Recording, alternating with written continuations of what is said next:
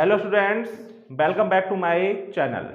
बेटा आज हम आपके लिए इस वीडियो में लेकर आए हैं मुद्रा के कार्य, मतलब फंक्शन ऑफ मनी। बेटा मुद्रा के क्या कार्य हैं ये आपको पहचानना पड़ेगा। पिछले वीडियो में मैंने बताए थे आपको बेटा मुद्रा का अर्थ और परिभाषा। क्लियर? इसमें हम आपको लेके आए हैं बेटा मुद्रा के कार्य। तो देखिए ध्यान से, सामान्यतः मुद्रा के 4 कार्य बताए जाते हैं। कितने कार्य बताए जाते हैं बेटा? 4 कार्य बताए जाते हैं। तो याद करिएगा बेटा, ये डेफिनेशन है, याद करिए। मुद्रा के हैं कार्य 4: माध्यम, मापक, संचय और आधार। मैं फिर एक बार रिवाइज कर रहा हूं बेटा। सामान्यतः मुद्रा के कितने 4 कार्य बताए जाते हैं। मुद्रा के हैं कार्य 4: माध्यम, मापक, संचय और आधार। आज के भौतिकवादी युग में मुद्रा के कार्यों को सीमित सीमाओं के अंतर्गत नहीं बांधा जा सकता। बेटा ये जो कार्य 4 हैं, ये बेटा इनको सीमित सीमाओं में बांधते हैं। ठीक है बेटा, सुविधा की दृष्टि से हम मुद्रा के कार्यों को 2 भागों में बांट सकते हैं। बेटा ये आधुनिक रूप है। क्या है? सुविधा की दृष्टि से हम मुद्रा के कार्यों को 2 भागों में बांट सकते हैं। क्लियर? मुद्रा के कार्य मतलब फंक्शन ऑफ मनी। तो बेटा मुद्रा के 2 कार्य हैं। पहला है परंपरागत या स्थैतिक कार्य, इसे इंग्लिश में बोलते हैं बेटा ट्रेडिशनल और स्टैटिक फंक्शंस। और दूसरा है बेटा प्रावैगिक कार्य, मतलब डायनेमिक फंक्शंस। तो बताइए मुद्रा के कितने कार्य हैं बेटा? 2 कार्य कौन कौन से हैं? एक है परंपरागत कार्य और दूसरा है प्रावैगिक कार्य। ठीक है बेटा, प्रावैगिक कार्य को इंग्लिश में बोलते हैं डायनेमिक फंक्शन।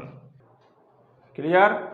अब देखिए बेटा, परंपरागत या स्टैटिक कार्य मतलब ट्रेडिशनल और स्टैटिक फंक्शन, इनको बेटा 2 भागों में बांटा गया है। देखिए बेटा, प्रोफेसर किनले के अनुसार और विविध कार्य। तो प्रोफेसर किनले के अनुसार देखिए ध्यान से, प्राथमिक कार्य प्राइमरी फंक्शंस, दूसरा है बेटा गौण कार्य सेकेंडरी फंक्शंस, और तीसरा है बेटा आकस्मिक कार्य, जिसे बोलते हैं बेटा कंटीजेंट फंक्शंस। समझ में आ गया? तो प्रोफेसर किनले के अनुसार कितने कार्य हो गए बेटा? मुद्रा के कितने कार्य हो गए? प्राथमिक कार्य, गौण कार्य और आकस्मिक कार्य। इंग्लिश में बोलेंगे प्राइमरी फंक्शंस, सेकेंडरी फंक्शंस और कंटीजेंट फंक्शंस। क्लियर? अब बेटा जो प्राइमरी फंक्शन है वो 2 टाइप्स के होते हैं। एक होता है बेटा विनिमय का माध्यम, इसे इंग्लिश में बोलते हैं बेटा मीडियम ऑफ एक्सचेंज। दूसरा है बेटा मूल्य के मापन के कार्य, मतलब मेजरमेंट ऑफ वैल्यू। तो ये क्या हो गए? ये प्राथमिक कार्य हो गए बेटा। तो अगर मुद्रा के कोई पूछे प्राथमिक कार्य बताइए तो क्या बताएंगे? विनिमय का माध्यम और मूल्य के मापन के कार्य। ये है प्राथमिक कार्य किसके? मुद्रा के। अब मुद्रा के बेटा गौण कार्य कौन से हैं बेटा? Secondary functions. वो है बेटा भावी भुगतान का आधार, इसे इंग्लिश में बोलते हैं बेटा स्टैंडर्ड फॉर डेफर्ड पेमेंट। दूसरा है बेटा मूल्य का संचय, स्टोर ऑफ वैल्यू। फिर है बेटा तीसरा मूल्य का हस्तांतरण, ट्रांसफर ऑफ वैल्यू। क्लियर? तो ये गौण कार्य हो गए। अगर आपसे पूछता है मुद्रा के गौण कार्य बताइए, मतलब सेकेंडरी फंक्शन बताइए, तो आप बताएंगे भावी भुगतान का आधार, मूल्य का संचय, मूल्य का हस्तांतरण। अब तीसरा है बेटा आकस्मिक कार्य, मतलब कंटीजेंट फंक्शंस। ये होते हैं बेटा राष्ट्रीय आय का वितरण है, इसमें साख का आधार है, अधिकतम संतुष्टि है, पूंजी की तरलता में वृद्धि है। क्लियर बेटा? समझ में आया आपको? तो ये आपके हो गए बेटा प्रोफेसर किनले के अनुसार प्राथमिक कार्य थे, गौण कार्य थे और आकस्मिक कार्य थे। अब आ गए आपके बेटा विविध कार्य मतलब परंपरागत को 2 भाग थे प्रोफेसर किनले के अनुसार, और विविध कार्य मतलब मिसलेनियस फंक्शंस। इसे बेटा 2 भाग है इसके पहला है बेटा शोधन क्षमता की गारंटी, मतलब गारंटी ऑफ सॉल्वेंसी। दूसरा है बेटा निर्णय का वाहक, मतलब बियरर ऑफ ऑप्शन। क्लियर? अब देखिए बेटा यहाँ पर ये हो गए परंपरागत या स्थैतिक कार्य। अब सेकंड क्या था बेटा? प्रावैगिक कार्य, डायनेमिक फंक्शन। ये भी 2 टाइप्स के होते हैं बेटा। एक होता है हमारा स्थैतिक कार्य, मतलब इसे बोलते हैं बेटा स्टैटिक फंक्शंस। दूसरा है बेटा प्रावैगिक कार्य, डायनेमिक फंक्शंस। क्लियर? तो ये 4 समझ में आ गया बेटा आपको पूरा। ये चार्ट एक बार आप बहुत गौर से पढ़ें और समझें। अब इनके बारे में थोड़ा थोड़ा बेटा आपको एक्सप्लेन करूंगा। देखिए बेटा, पहले हम स्टार्ट करते हैं पहले हम स्टार्ट कर रहे हैं बेटा आपका ये प्राथमिक कार्य। ये किनले, प्रोफेसर किनले के अनुसार पहले प्राथमिक कार्य कौन सा? विनिमय का माध्यम। विनिमय का माध्यम क्या है बेटा? ये देखो, ये मुद्रा का महत्वपूर्ण कार्य है। कौन सा बेटा? विनिमय का माध्यम। विनिमय का माध्यम ये मुद्रा का महत्वपूर्ण कार्य है। मुद्रा के द्वारा ही प्रत्येक वस्तु और सेवा का क्रय विक्रय होता है। मुद्रा के माध्यम से क्या होता है? वस्तु का क्रय विक्रय होता है। प्रत्येक को बेचकर मुद्रा प्राप्त होती है। मतलब जब वस्तु बेचते हैं तो क्या प्राप्त होती है? मुद्रा प्राप्त होती है। मुद्रा प्राप्त होती है और उस मुद्रा से दूसरी वस्तुएं और सेवाएं प्राप्त की जाती हैं। क्लियर? इस प्रकार मुद्रा के द्वारा वस्तु विनिमय के दोहरे संयोग के अभाव की कठिनाई को दूर किया जाता है। क्लियर? अब दूसरा है बेटा मूल के मापन। मूल के मापन के कार्य, मतलब मेजरमेंट ऑफ वैल्यू। क्लियर? तो देखो बेटा, हम क्या करते हैं बेटा, देखिए हर किसी का मापन होता है। जैसे हम कपड़ा है किस में मापते हैं? मीटर में। ठीक है बेटा? दूध किस में मापते हैं बेटा? लीटर में। क्लियर नहीं क्लियर? हाँ है ना? जैसे फल हैं, सब्जियां हैं, किस में नापते हैं बेटा? केजी में। किस नापते हैं बेटा? केजी में। तो ये क्या है? ये इसी तरह से बेटा हम जो हमारी जो सेवाएं हैं, वस्तुएं हैं, उनको हम किस में मापते हैं बेटा? मुद्रा। उनके मूल को मुद्रा में मापते हैं। जो हमारी वस्तुएं हैं, सेवाएं हैं, उनके मूल को किस में मापते हैं बेटा? मुद्रा में। यही है मूल के मापन के कार्य। तो इसके बारे में एक्सप्लेन करता हूं थोड़ा बेटा। वस्तुओं के मूल मुद्रा में मापे जाते हैं। वस्तुओं के मूल किस में मापे जाते हैं बेटा? मुद्रा में मापे जाते हैं। सभी वस्तुओं और सेवाओं के मूल्यों को मुद्रा में ही मापा जाता है। क्लियर? समझ में आ गया? क्लियर? किंतु वस्तु का मूल्य कितनी इकाई है वह मुद्रा में ही मापा जाता है। क्लियर? विभिन्न देशों में भिन्न भिन्न मुद्रा इकाई प्रयोग की जाती हैं। जैसे भारत और पाकिस्तान में क्या आता है बेटा? रुपया। चीन में क्या है बेटा? येन। और अमेरिका में डॉलर आदि मुद्राएं चलन में हैं। तो क्या हुआ बेटा? मूल के मापन के कार्य समझ में आ गया बेटा कि हम प्रत्येक वस्तु और सेवा को किसमें मापते हैं बेटा? मतलब वस्तु के मूल को मुद्रा में मापते हैं। क्लियर? जैसे मैंने कहा कि भाई बताइए अकाउंट की बुक कितने में है, तो उसमें कहा कि भाई 100 रुपये में मिलेगी अकाउंट किताब। तो क्या है ये? उस वस्तु का मूल्य किसमें मापा गया? मुद्रा में। क्लियर नहीं क्लियर? उसके कितने प्राइस हैं? 100 रुपये। तो यही है मुद्रा के मापन के कार्य। क्लियर हुआ? अब आपके आए सेकेंड गौड़ कार्य, मतलब सेकेंडरी फंक्शंस। सेकेंडरी फंक्शन, इसमें बेटा पहला है भावी भुगतान का आधार। भावी भुगतान का आधार ये क्या होता है बेटा? जो बेटा इसके बारे में भावी भुगतान का आधार देखिए, आधुनिक व्यापारिक जगत में साख का बहुत अधिक महत्व है। साख कहते हैं बेटा क्रेडिट के लिए, और साख मुद्रा के रूप में दी जाती है। जब कोई व्यक्ति वर्तमान समय में कोई वस्तु या धनराशि उधार लेता है और भविष्य में उसका भुगतान मुद्रा में ही किया जाता है, और दोनों पक्षों के बीच ये निर्णय लिया जाता है कि भविष्य में ऋण का भुगतान किस ब्याज दर पर कितने समय बाद एक साथ अथवा किस्तों में किया जाएगा, और भविष्य में ये भुगतान मुद्रा में किया जाता है क्योंकि मुद्रा का मूल्य स्थिर रहता है। मुद्रा टिकाऊ होती है। मुद्रा में सामान्य स्वीकृति का गुण होता है, इसलिए मुद्रा भावी भुगतानों का कार्य सरलता से करती है। भावी भुगतान का आधार का मतलब है जो हमें आने वाले समय में पेमेंट करना है। जैसे हम कोई ऋण लेते हैं, उसका पेमेंट हमें 2 साल बाद करना है, 2 साल बाद करना है। तो ठीक है बेटा? नहीं तो इसका मतलब ये क्या हुआ? ये जो मुद्रा है वो भावी भुगतान का आधार होती है। उसका पेमेंट हम किसमें करेंगे बेटा? मतलब मुद्रा में ही करेंगे। सेकंड देखिए बेटा, मूल का संचय, बेटा स्टोर ऑफ वैल्यू। बेटा संचय क्या होती है? संचय कहते हैं बचत के लिए। क्या बोलते हैं? संचय का मतलब था बचत। तो मूल की बचत। बचत का मतलब क्यों हम बचत करते हैं? कि उसका प्रयोग हम भविष्य में करेंगे। हाँ है ना? तो मूल का संचय। बेटा अगर हम मूल का संचय किसी वस्तु में करते हैं तो बेटा वस्तु अधिक टिकाऊ नहीं होती है, वो 1 साल में, 2 साल में, 3 साल में खराब हो जाएगी। लेकिन मुद्रा है, मुद्रा बेटा भविष्य में खराब नहीं होती है और उसका वही मूल विद्यमान रहता है। क्लियर नहीं क्लियर? तो मूल का संचय, मैं इसके बारे में थोड़ा एक्सप्लेन करता हूं बेटा। ध्यान देखिए बेटा, प्रत्येक मनुष्य अपनी वर्तमान की कुल आय को खर्च नहीं करना चाहता, वह आय में से कुछ भाग भविष्य के लिए बचाकर रखना चाहता है। मनुष्य अपनी बचत को मुद्रा के रूप में बचाकर रख सकता है। मुद्रा के रूप में बचत करने से ये लाभ होता है कि मुद्रा का मूल्य परिवर्तित नहीं होता तथा वह कम स्थान घेरती है तथा मुद्रा वस्तु की तरह खराब भी नहीं होती।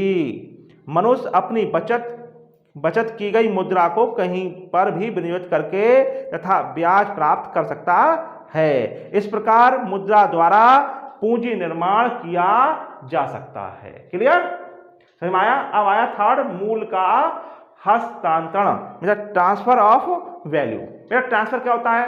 जैसे ट्रांसफर कहते हैं, जैसे एक स्थान से दूसरे स्थान पर हम वस्तुओं को ले जाने में हमें क्या होती है? कठिनाई होती है। तो क्या है? मूल का हस्तांतरण। अगर मुद्रा को हम एक स्थान से दूसरे स्थान ले जाएंगे तो हमें कोई कठिनाई नहीं होगी। क्लियर? कैसे?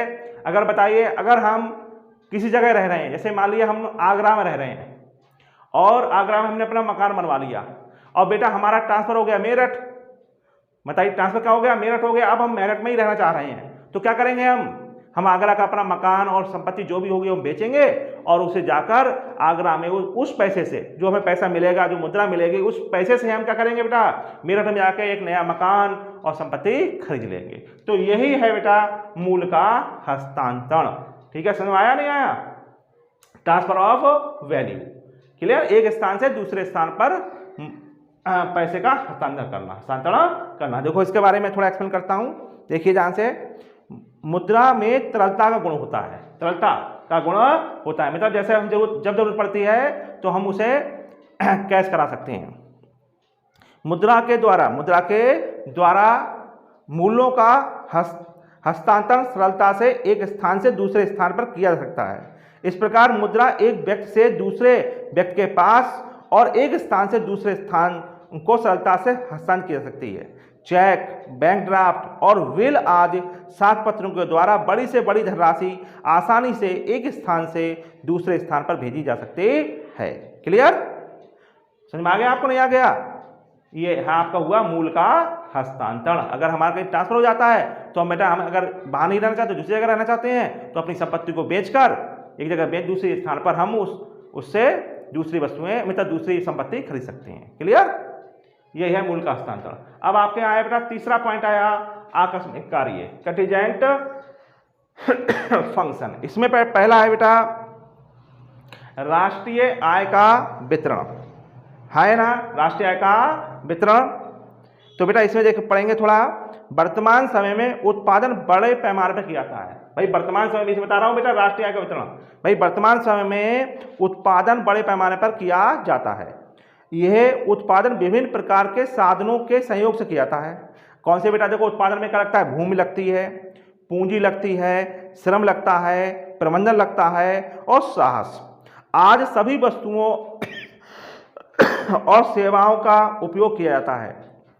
वस्तु का उत्पादन करने से उस वस्तु का मूल्य मुद्रा के रूप में प्राप्त होता है। मुद्रा के रूप में मतलब वस्तु का उत्पादन करने से उस वस्तु का मूल्य मुद्रा में प्राप्त होता है, जिसे राष्ट्रीय लाभांश कहते हैं। यह राष्ट्रीय लाभांश उत्पादन के सभी साधनों में मुद्रा के रूप में विभाजित किया जाता है। तो समझ में आ गया? राष्ट्रीय का वितरण मतलब सभी साधनों में मुद्रा के रूप में विभाजित करना ही राष्ट्रीय आय का वितरण है। क्लियर? अब बेटा आया साख का आधार। ये सेकंड पॉइंट आया बेटा साख का आधार। इसे इंग्लिश में बोलते हैं बेटा base of credit. Base of credit बेटा मुद्रा साख पत्रों का आधार है। साख पत्रों का आधार है। जैसे चेक है, बैंक ड्राफ्ट है, यात्री चेक है, विनिमय पत्र है, हुंडी आदि साख पत्र होते हैं।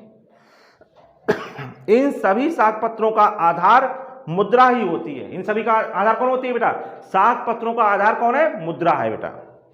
बैंक अपने साख पत्रों का भुगतान करने के लिए अपने पास कुछ कोष मुद्रा के रूप में रखता है और वह उस कोष से चेकों और बैंक ड्राफ्टों आदि का भुगतान मुद्रा के रूप में करता है। इस प्रकार मुद्रा साख का आधार है। मुद्रा क्या है? साख का आधार है। क्लियर? अब देखिए बेटा थर्ड पॉइंट इसका, अधिकतम संतुष्टि। अधिकतम संतुष्टि देखिए ध्यान से, मतलब base of maximum satisfaction. Satisfaction बेटा मुद्रा के द्वारा मनुष्य अधिकतम संतुष्टि प्राप्त करता है। किसके द्वारा बेटा? मुद्रा के द्वारा। क्लियर?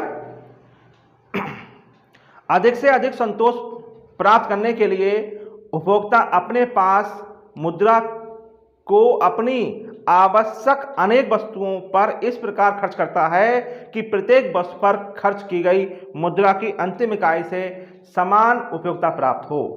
इस प्रकार मनुष्य अधिक से अधिक उपयोगिता प्राप्त कर सकता है। हम जो है अपनी आय को उस जगह व्यय करते हैं जो हमें अधिकतम संतुष्टि देता है। क्लियर? बेटा पूंजी की तरलता में वृद्धि। पूंजी की तरलता में वृद्धि देखो बेटा, इसको पॉइंट समझिए आप। बेटा सारी संपत्तियां मुद्रा में परिवर्तित की सकती हैं। क्लियर नहीं क्लियर? उदाहरण के लिए भूमि है, मशीनरी है, स्टॉक है, शेयर्स हैं, बॉन्ड्स हैं, आज सभी मुद्रा से कभी भी खरीदे व बेचे जा सकते हैं। अतः ये मुद्रा ही है जो सब प्रकार की संपत्ति को तरलता प्रदान करती है। मतलब जब हमें आवश्यकता हो तो हम संपत्ति खरीद सकते हैं और जब आवश्यकता ना हो तो हम उनको बेच सकते हैं। तो यही बेटा है पूंजी की तरलता। पूंजी की तरलता। क्लियर है? आगे समय आप देखिए बेटा, ये आपके हो गए प्रोफेसर कहने के अनुसार हो गए कार्य। अब आइए विविध कार्य मिसलेनियस फंक्शन में। इसमें बेटा है पहला शोधन क्षमता की गारंटी, जैसे guarantee of solvency. Guarantee of solvency इसको देखिए बेटा ध्यान से। ये गारंटी ऑफ सॉल्वेंसी क्या है? प्रत्येक ऋणदाता अपने ऋणों का भुगतान मुद्रा के रूप में करता है। मैं दोबारा रिवाइज कर रहा हूं बेटा, क्या है बेटा? शोधन क्षमता की गारंटी, प्रत्येक जो ऋणदाता होता है वो अपने ऋणों का भुगतान मुद्रा के रूप में करता है। किसी भी व्यापारी अथवा संस्था में अपने ऋणों का भुगतान करने की क्षमता तभी तक रहती है जब तक उसके पास मुद्रा रहती है।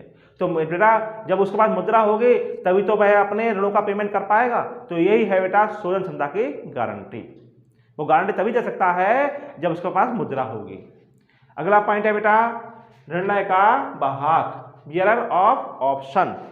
बेटा निर्णय का देखिए, निर्णय का वाहक मनुष्य जब मुद्रा का संचय करता है, मतलब बचत करता है, तो उसके संबंध में तभी निर्णय नहीं लेता। तभी निर्णय नहीं, जैसे हम बचत करते हैं तो उस समय वो उसका निर्णय नहीं लेता कि हमें कहाँ पर खर्च करना है, कहाँ पर खर्च करना है। पहले वह मुद्रा का संचय करता है, उसके बाद वह ये विचार करता है कि मुद्रा को किस प्रकार से और कहाँ निवेश करना है। निवेश करना है, वह अपनी संचय की हुई मुद्रा को अपनी इच्छा के अनुसार खर्च कर सकता है। इस प्रकार मुद्रा निर्णय का वाहक है। समझ में आ गया बेटा? नहीं आ गया? जब हम बचत करते हैं तो उस समय नहीं सोचते हैं कि भाई हमें ये कहाँ खर्च करना है। जब हम बचत कर लेते हैं उसके बाद हम देखते हैं बेटा इनको हमें कहाँ खर्च करना है, वो निर्णय हम बाद में लेते हैं। वो यह है निर्णय का वाहक। क्लियर नहीं क्लियर? समझ में आ गया? अब देखिए बेटा, मैंने कहा था दो प्रकार के कार्य होते हैं, परंपरागत, तो परंपरागत पूरे कार्य हो गए बेटा, सब समझा दी मैंने आपको, ये क्लियर हो गए होंगे आपको। अब सेकंड है बेटा प्रायोगिक कार्य, इसे बोलते हैं डायनेमिक फंक्शन। इसमें पहला है बेटा स्टैटिक कार्य, मतलब स्टैटिक फंक्शंस। इसके बारे में आप देखिए ध्यान से बेटा, ये क्या होता है? स्टैटिक कार्य बेकार्य होते हैं, बहुत ध्यान देखना बेटा। स्टैटिक कार्य बेकार्य होते हैं जो अर्थव्यवस्था का संचालन करते हैं। अर्थव्यवस्था का करते हैं बेटा, संचालन करते हैं, परंतु उसमें गति उत्पन्न नहीं करते, सिर्फ संचालन करते हैं। जो हमारे स्टैटिक कार्य हैं बेटा, स्टैटिक कार्य क्या करेंगे? सिर्फ संचालन करेंगे, उनको गति प्रदान नहीं करेंगे। क्लियर?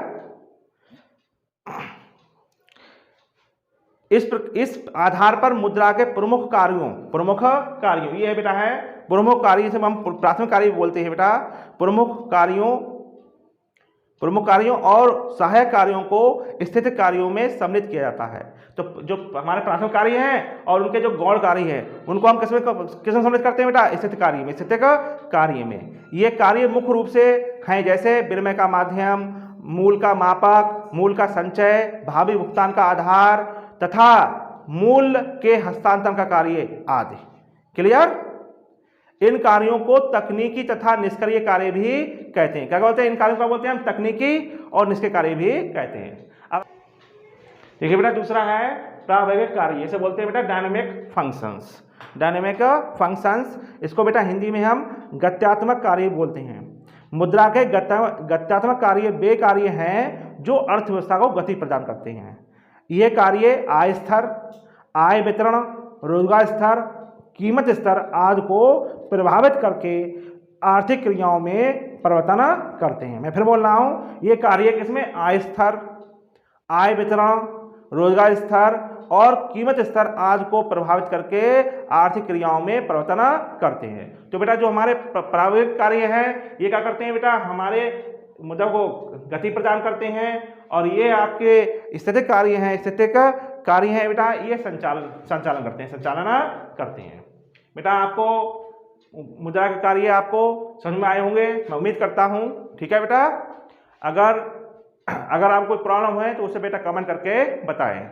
मेरे वीडियो को लाइक करें, ठीक है बेटा, शेयर करें और जिन्होंने अभी तक चैनल सब्सक्राइब नहीं किया है बेटा वो सब्सक्राइब करें। Thank you.